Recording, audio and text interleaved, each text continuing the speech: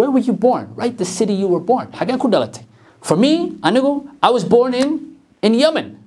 Hello, salaam alaikum, and welcome. My name is Coach Ahmed Seattle. Welcome to today's lesson. You're watching a video by Iqra College. Intaan cashka galin, waxaan doonaya inaan sheego waxa socda classyo cusub online.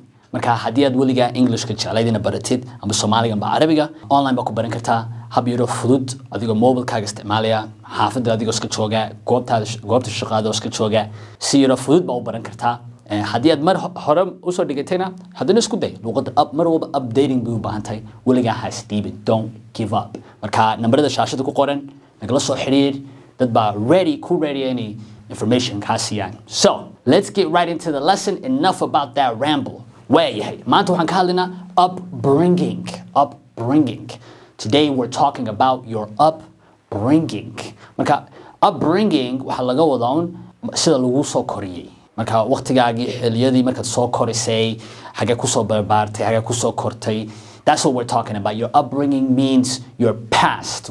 Where were you raised? Where were you born? Where did you live? Where do you live now? This is all part of your upbringing. Okay? Sida lagu soo koriyay. These phrases are a little bit confusing. Sometimes people mix them up. They use these words interchangeably, which means they mix them up. But don't be confused. Inshallah manta wan kala saarina. We're going to separate them and I'm going to classify all of this for you, inshallah. Number one, I was born in Mexico City. Or I was born in Chicago, or I was born in London, or I was born in Mogadishu, or I was born in Hargeisa, or I was born in Sli, or I was born in South Africa, or I was born in Mombasa. Where were you born? Where were you born? I was born in. Marka I was born in, waxa laga wadaa waxaan ku dhashay. Marka xagee adigu ku dhalatay? Waxa sheegaysaa I was born in. Number one, markaad Englishka baranaysid waxa muhiima inaanad kalmad qaybin, laakiin inaad isku daydo jumlad ahaan inaad wixiiba baratid. Step number one.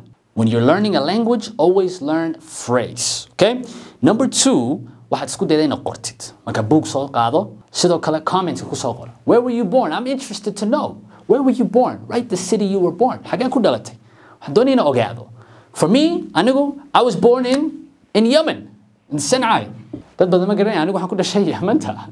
Marka when I was born in Yemen. My mom lived in Yemen. Hooyaday waxay ku noolayd Yementa. Xagaas ku dhashay. I was born in Yemen. Where were you born? I was born in. Let me know where you were born. Some people are born in Da'arburuk. Some people are born in Da'arburuk. Some people are born in Hagayo Malaso. Amazing places. Were you born in Da'arburuk? Maybe you were born in Da'arburuk. I don't know. Maybe you were born in Beledweyne. Maybe you were born in London. The new school kids. So maybe you were born in Saudi Arabia. I don't know how Maybe you were born in New York. Maybe you were born in Hargeisa. Maybe you were born in Gibile. Maybe you were born in Wachale, or maybe you were born in Ethiopia. Maybe you were born in Kismayo, or maybe you were born in Getawe.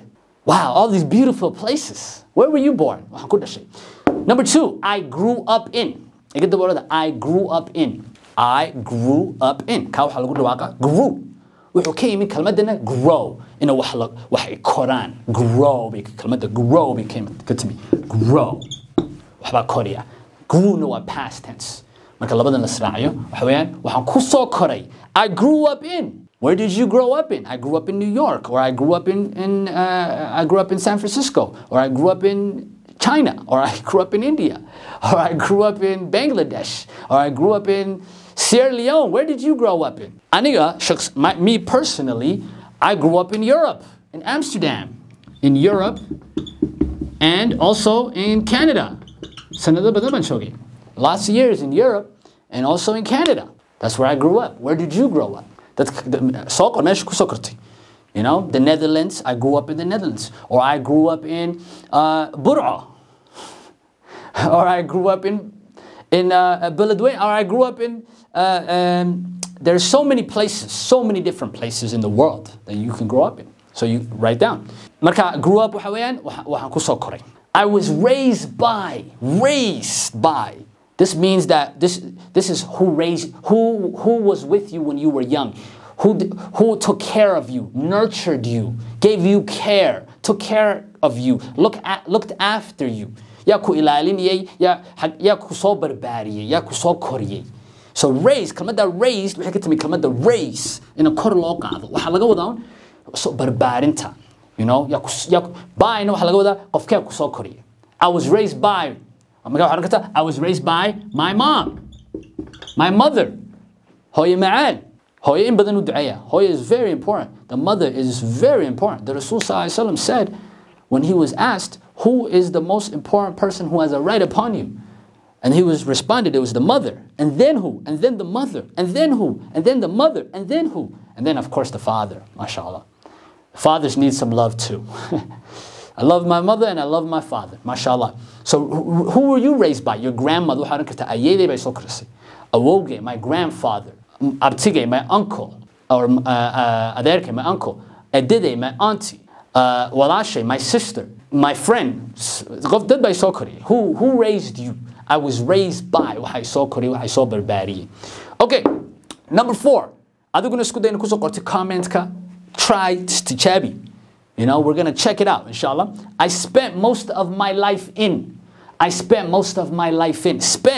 means spent money, like I spent the money. How did you use? I spent my time. وقتك حاجة وحلاقة هذليا وقتك نولشادا. مركا أنت بدن نولشيدا وحن كسوقاتي. أنت بدن نولشيدا وحن كسوقاتي. أنت بدن نولشيدا وحن شوقي. أنت بدن نولشيدا وحن دقنا. Most of my life. I spent most of my life. كلمة the spent. وحكيتني كلمة the spend.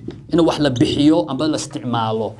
Okay, so that وقتي أقول استعماش. How do you use your time? I spent most of my life in Dad Buruk. I spent most of my life in Hargeysa.